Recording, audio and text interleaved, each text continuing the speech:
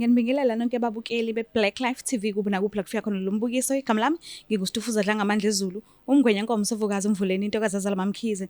Namhlanje-ke izimfihlo lezi but-ke sibuye no-part 2 ku-season 2 futhi nakhona mangase kuthiwa niyakhumbula kahle kwakukhona i-episode 112 lapho khona sasivakashela sichazela kabanzi ngokuthi umama wakhe uwumelaphi wendabuko, so yena ngelinye ilanga uye wafika esigodlweni sakhe, wafike wantshontsha umuthi wakhafula ngawo i-principal yesikole ekade efunda kuso. So manikhumbula kahle leso story leso, ubuyile-ke namhlanje uzosichazela kabanzi ukuthi kwenzekani emva kwalokho, but-ke engakaqhubeki-ke nendaba, so ngicela ukuthi akasiqale sekuqaleni athi kusikhumbuza nje kancane ukuthi yena ubani, owakuphi, and wathi esefika la ekhaya wazochaza ngani kahle kahle, and uma esefika ekhaya kumanje ngoba yethi ufuna ukumfonela kwafike kwenzakalani nakhona. So ngibuye no part 2 uzosichazela kabanzi ngayo yonke into. Sike simuzwe-ke ukuthi ingabe usiphatheleni. Sawubona. Sawubona sisi, unjani? Ngiyaphila, kunjani? Ngiyaphila. Ngi-right nami. So ngicela uqale phansi usitshela indawo ubuya kuyona nanokuthi wawuze ngani, usikhumbuze nje kafishanyana. Oh, igama lami nguSinenhlanhla. Ekhaya isempangeni. Bengihlala eNanda. Yes. Isematikwe. Bengize ngokufunda. La. Into engangize ngayo la before ukuthi ngangizocela usizo kumama ukuthi akangisize ngoba ngangitshontshe isikhafulo esigodlweni sakhe ngoba ngangifuna ukudlisa uprincipal. Yes. Yebo. Oh, okay. So wafona-ke and uma wavutha nje ephathwe kabi ukuthi hawu usakubona wena usase umntwana kodwa futhi jikijiki usuwenza izinto mhlambe ayebeka ngokuthi zisezingeni lokwenziwa abantu abadala, ukukhafula umuntu, umgogela ukuthi ambandakanye-ke nawe kwezothando. So kusuka lapho kusufika ekhaya kahle kahle kwenzakalani? Oh, ngathi mengifika ekhaya umama wayevele sengilindele and akubanga mnandi shema ngifuna uqamba manga. Wayishunqa futhi. Wayishunqa kodwa ngazama-ke phela ukumthobisa. Nanokuthi uyamazi umzali ohlezi umzali uzohlezi by-side bengane yakhe. Yes. Wazama-ke ukungisiza ngendlela wayengisiza ngayo kodwa nje yonke into ngi-right manje. Okay. So wakwazi uphinde ukhiphe lokhu uprincipal wakade umfake kona wangabe sakuthanda noma kwenzakalani? Oh, ngathi mengifika ekhaya ekokuqala into wayenza umama ukuthi wangithatha wathi asambe ngiyogeza mina kuqala. Yes. Because angazi phela umuntu wabantu abadala, so angazi noma yini wayesiyibonile, wangithatha wasahamba sogeza. Masiqeda kugeza ke wasethi asambe sizame ukuthola uprincipal. Okay. Mesizama-ke ukumthola uprincipal akubanga yimina futhi engiya kuyena ngiyomchazela ukuthi kwenzakalani. Umama owazama ukukhuluma naye. Wena wawukhona wezwa mhlawumbe ukuthi i-conversation yaqalaphi yagcina kuphi? Waqala wamfonela kuqala wachaza wase ethi echazeni kwakhe wachaza ukuthi umama kabani. Yes. Wase ethi ucela abuke i-video ephumile kanjena. Yes. Yes. Emveni walokho-ke wase ecela ukuthi icela bahlangane. Kunento ekumele beyikhulume ebalulekile. Okay. Njengoba ngangisho wasekuqaleni ukuthi uprincipal wayengezwa mshini. Akazange akavelanga wavuma kalula ukuthi asihlangane nomama ngoba vele ngoba waseyizwile ngendaba yevideo wasecasule naye yona ukuthi kanti kunje kungenxa yami. Yebo. Wayekade eshadile konje? No, wawumfana nje. Oh, okay. So yes, ngicela uqhubeke-ke. Kwikholi leyo i-mic, uma wakutshela ukuthi uzomfonela uprincipal noma wafona phambi kwakho? Wangibuza phela ukuthi singamthola kanjani. Ngabe sengamchazela mina ukuthi sengiyasaba ngisho ukuhlangana naye ngoba kwakumuntu vele abusive kumina. Nganiyeza umama ifone number yakhe ukuthi akazama ukuthi akhulume naye. Wakhuluma-ke naye ukuthi bakwazi ukuthi bahlangane. So bahlanganela kuphi-ke? Bahlanganela khona empangeni. Wamcela ukuthi cela afike kuyena wafika kuyena. So afika kuyena wamchazela ama-directions waze wazofika ekhaya. Okay. Mefika ekhaya waqala kwaba yimpiki enkulu. Kodwa egcineni wagcina semnikeza izinto ezokwazi ukuthi naye asizakale ngoba ngendlela kwase kwenzeka ngayo nasemsebenzini wayengasekho focus ngale ndlela le lo muthi lo ngangiwusebenzisile owuyona. Nanokuthi emveni kokuthi ewuniyeziwe lo muthi lo wavulela icala. Ubani wavula icala yena? No, wavulelwa icala abanye othisha ukuthi uthandana nengane yesikole. Kodwa ngoba ngangazi ukuthi into eyenziwe yimina kuyonke lento le yenza i-fault yami. Ngazama ukuyilwa leyo nto leyo kwavela futhi nasekhosi ukuthi no, wayenza lento wayenza kodwa kwangayona inhloso yakhe. Wayenziwa ngoba nakho kwakwenza isikhafulo, hayi ngoba kwakuyinhloso ezimbi zakhe, cha. So kwase kunjani ukubuyela esikolweni because I'm sure yaduma leyo ndaba? Esikoleni angibanga sabuyela khona. Awubuyelanga nhlobo? Angibanga sabuyela khona. Kaniyeza i-transfer. Oh, okay. Sengifunda ngasekhaya because ngase ngisaba nami ukubuyela esikoleni. Yazazi ingane zesikole ukuthi bazongibuka kanjani. Yabo yonke leyo nto leyo. Kuyazi ukuthi yena mina vele umuntu ebethandana no-principal. Kuyazi ukuthi shuthi ngesikhathi kade ngithandana naye bengathandani naye ngoba nakho bengithanda bethandana nami ngoba nakho kukhona into engangiyenzile. Yebo. Naye uprincipal wameswa nje isikhathi eside kodwa manje usiyaqhubeka siyasebenza yonke into yakhe right.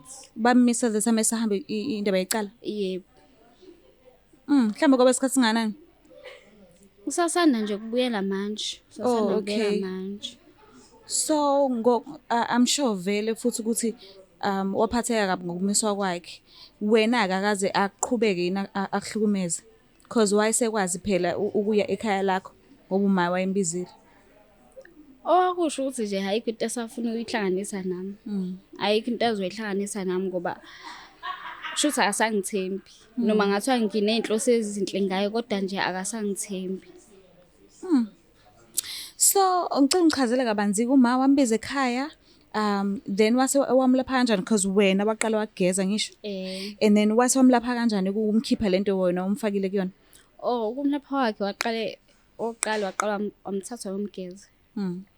Mebuya wamgeza wamgquma wamgcaba wabese wamnikeza-ke nezinto iziqungu ezinto azoyisebenzisa ukuthi ahlezi egeza ngazo. So njengoba emgcaba emgeza yonke lento uyenza egcekeni ekhaya? Wayenzela ngaphandle. Oh, okay. Wena ukuphi ngaleso sikhathi? Ngangikhona phela ngingaphakathi kodwa phela nawuyazi ngangiphethwe amahloni ukuthi kwenziwa umunye umntwana odlula emzimeni obungaka kungenxa yami. And wena lapho uyadabuka ekubeni lo muntu kade kuhlukumeza? Ngangidabuka kancane ngoba phela wayengishaya ekugcineni. Yo, so kusuka lapho kuma nawe uzwano lenu lase luba njani njengomama nendodakazi? Uzwana wethu noma uma uyangithanda mina. Mama uyangithanda yonke into engiyenzayo uhlezi noma ezodinwa ngaleso sikhathi kodwa nje uhlezi uzobuyela ngakumina. Manje useyakwazi ngoba uyazi ukuthi vele sengiqomile. Uyakwazi ukuthi ahlale nami phansi angibonise okufanele ngikwenze ngingafanele ukuthi ngikwenze. Kodwa nje engakusho ukuthi kwaba khona uqheke ngaleso sikhathi sanyana kodwa nje manje si-right futhi ibhondi siyakhula kakhulu because sekunezinto esengikwazi nami ukuthi ngiyikhulume kuyena ebekade ngingakwazi ukuyikhuluma kuyena. Konje beningabusiswa ngumntwana no-principal? No, Nhlobo. Cha. Oh, okay. So sazikwazi kwanzima. So umuntu obhekane nalento le yokudlisa umuntu yokukhafula umuntu kodwa manje angasamfuni mhlawumbe uthi uyamhlukumeza ungathini kuyena lo muntu? Mina ngingasho ukuthi akahambe umtholela usizo. Bakhona abantu abangamsiza. Oh, okay. nomama because wakwazi ukuthi amsize nami ngasizakala nginabo ubufakazi. Nomama umkhona umuntu angakwazi ukuthi amsize if elifuna ngempela usizo. So yabo le ndaba le yaduma ngalendlela ukuthi babe khona abantu abalokhu befona becela inamba yamama wakho. So ngifuna ukwazi ukuthi umama kusukela lapho ngoba wena wawusupruvile ukuthi imithi yakhe yasebenza. Kusuka lapho umsebenzi wakhe wahamba kangakanani? Abantu bangena kangakanani ekhaya? Abantu behlezi bengena ekhaya ngoba umuntu owaziwayo vele ukuthi uyelaphi mase sebenzisile into obviously le nto le izosebenza. Ngokuthi uyisebenzise ngalendlela le akuyalele ngayo. Uke warealize ukuthi umama ukuthi ukhona isibalo okay uyasho ukuthi abantu bahlezi bengena but ngifuna ukunderstand ukuthi bangena kangakanani ukusuka kade uphuma la ka Black Life TV because abantu babefona besicine bethi okay asinankinga thina nokuthi ingane ikhafula iprincipal nana thina sifuna inamba yamama lo because sesiprovelekile ukuthi imisebenzi yakhe imithi yakhe yasebenza. Bakhona nabanye yazi ababesuka la eThekwini besuka behamba beyakena kangazi ukuthi basuye besuka la Black Life TV kodwa nje bakhona abanye babebaningi bese bayitholile inamba yakhe. Kudona ukuthi angiyibuzi imininingwane eminingi because besuye besetshenzwe lo muntu lo suye bekuyena. So uye wachaza ukuthi ubumsiza kakhulu mama. Abantu abaningi befikela kuwena bomsiza ngokuthi ubageze ubanike ubusuze wazi nanokuthi lo muthi lo owani because bekasebenzisana nawe. So ubuye emva kwale video le ubuye wakuthemba waphinde futhi wakucela ukuthi umsize mayesebenza noma uvele wakuduba nje usebenzela yedwa. Hayi sisaqhubeka sasebenza nomama. Akanankinga futhi ukufundisa eminye imithi. Hayi ukuthi akanankinga kodwa phela isifundo nami sengisifundile ukuthi kwenzakalani futhi sebenzisa umuthi ngendlela engayona. Kodwa nje usaqhubeka usasebenza nami njengoba ngangisho waseqaleni umama ungithembile mina. Ithemba lakhe uyimina so uyaqhubeka angisebenzisa angithume ngoba akekho umunye umuntu. Yebo. Usawube umphoxo futhi? Hayi ngeke. So ngiyazi ukuthi uzoyibona le video le ungafisa ukuthini kuyena? Ngiyafisa ukubonga. Yazi ama parents wethu wona ayasondeza ayasithanda kakhulu but kunezinto ethina abantwana esihlulekayo ukuthi sivele sikhulume nabo ubuso nobuso okungcono ukuthi ngambhalela i-text umsendele mekuthi no WhatsApp noma unani. So ngibona ngazi ukuthi lona thuba eliright leli ukuthi ungakhulumisana naye umshare message mekuthi awukazi uzuthola ithuba lokuthi ukhulume naye ubuso nobuso. Ngawusho nje kuma wami ukuthi ngiyabonga ngiyakuthanda kakhulu. Ngiyabonga ngikuthanda kakhulu engikuthembisa khona ukuthi nje engangikwenzile ngeke ngiphinde ngikwenze. Mawukuthi khona la nqa yakho na ngiyobuya nkosami nje ngosicelo sakho wasicela ukuthi ngakuphindi. Ngobuya ngizokhala kuwena ngizwe ukuthi uzongisiza yini noma cha. Okay so ngafisa ukuthini ku principal? Yes, so understand ukuthi yena ubekuhlukumeza ngoba nakho understand wena ukuthi wenzani kena njengoba sefaka amanzi pho kangaka but usumlaphile waxoxisana noma waba right but yini ongafisa ukuthi uyisho kuyena because ubeka hamba icala and wamiswa nasemsebenzini izinto ezikanjalo nje ungafisa ukuthini kuyena? Ngiyaxolisa ukuthi isithunzi sakho sehlile ngenxa yami. Ngiyaxolisa ukuthi udlule kuyo yonke lento odlule kuyona kungenxa yami. Nanokuthi ngiyafisa ukuthi ngelinye ilanga ukwazi ukuthola ukungixolela inhlizweni yakho cause la khona washo emhlaba egcina ekhaya ukuthi no ayikho into asozophinda ihlanganise nami. Ngiyafisa ukuthi ungixolele nanoma kuthiwa siyahlangana ke endleleni kungabi ngathi sabantu esigazana nawe naye kube ngathi umuntu engayamazi kube umuntu yabo angixolele bandla ngiyaxolisa. Okay usuhilile ke kodwa? Ngilile ngiright manje ngi right ngoba usizo ngalithola. into kade ngabe ngiyifisa ukuthi ngenzeke usizo ngalithola kwaba buhlungu ukuthi kahlukana naye but ngi-right at least impilo iyakwazi ukuthi ngiqhubeke nayo kodwa ngi-right.